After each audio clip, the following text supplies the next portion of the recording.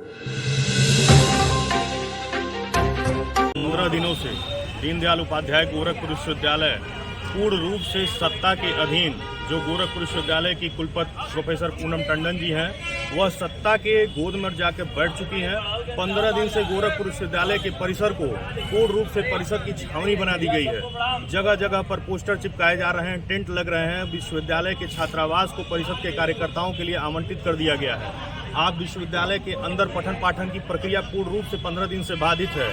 विश्वविद्यालय की परीक्षाओं को स्थगित कर दिया गया है सिर्फ परिषद के कार्यक्रम के लिए। 5 दिन अपरिहार्य कारण दिखा करके विश्वविद्यालय की छुट्टियां कर दी गई हैं।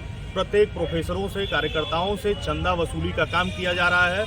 डरा कर धमका कर प्रोफेसरों से व अन्य लोगों से भी पैसे मांगे जा रहे हैं कि परिषद में कार्यक्रम है, उसमें आप चंदा दीजिए। सत्ता के डर से लोग सहयोग भी कर रहे हैं, लेकिन इस तरीके से किसी भी सत्ता के गोद में बैठने का कार्य जो कुलपति जी कर रही हैं और पूरे विश्वविद्यालय को 1 महीने के लिए परिषद की बंधक बनाकर रखी हुई हैं, यह पूर्ण रूप से बाध्य हो गई हैं। ये हम लोग को बर्दाश्त नहीं होगा।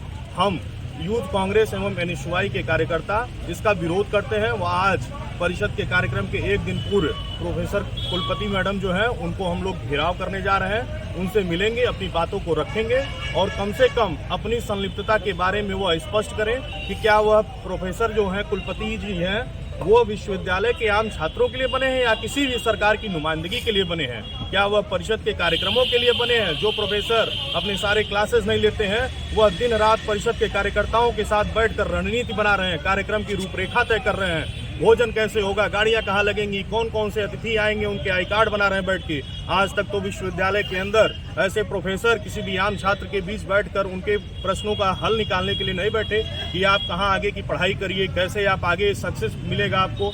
लेकिन विद्यार्थी परिषद के लिए इतनी संलिप्तता और ऐसे कुलपति, मुझे पता है कि आप परिषद की गोद में बैठी हैं, लेकिन आपको होश में लाने का काम भी यूथ कांग्रेस एवं एनएसयूआई के कार्यकर्ता करेंगे। यह हमारा प्रण है। आलोक सिंह, प्रदेश महासचिव यूथ कांग्रेस, वरिष्ठ नेता गोरखपुर विश्वविद्यालय। अभी आप लोगों का क्या मतलब स्टैंड है इसको? हमारा स्टैंड क्लियर है कि हम विद्यार्थी परिषद के कार्यक्रम को बाधित करेंगे। कुलपति मैडम के पास पहुंचेंगे, उनसे उनके जो जिम्मेदारी है उसको आह्वान करेंगे कि आप एक जिम्मेदार नागरिक हैं, एक जिम्मेदार कुलपति हैं और आपकी जो जिम्मेदारी प्रत्येक छात्र के लिए 10,000 छात्रों के लिए, आप उसका निर्वहन करिए, न कि 100 और 200 के संख्या में परिषद के कार्यकर्ताओं के लिए करिए। उस कार्य को हम लोग बताएंगे उनको, और नहीं मानेंगे तो परिषद के कार्यक्रम को भी बाधित करने का कार्य किया जाएगा। क्या कारण है कि केवल विद्यार्थी परिषद के कार्यक्रमों को यूनिवर्सिटी में कराया जाता है, अन्य संगठन के कार्यक्रमों को सत्ता, जैसा कि आपको भी पता है कि विद्यार्थी परिषद एक अनुषंगिक संगठन है, भारतीय जनता पार्टी का छात्र विंग है और इसलिए वह पोषित है, प्रायोजित है और ज्यादा से ज्यादा मात्रा में उनको पैसा रुपए देकर आम छात्रों को बरगलाकर परिषद का कार्यकर्ता बनाया जाता है।